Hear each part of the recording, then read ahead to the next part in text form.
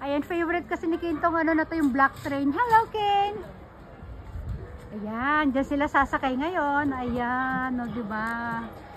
O, ito, makita muna natin yung paligid ng ano, ng ito, yung farm.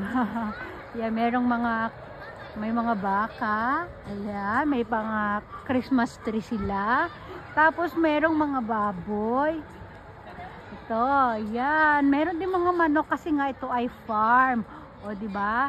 O, ayan. Dito dadaan sila Ken. Ayan ang Ken ko. Ken! Hello, Ken! O, diba? O, ganda ng sky. O, ano natin ng konti. O, dito dadaan sila Ken. Ang ganda ng view, diba? O.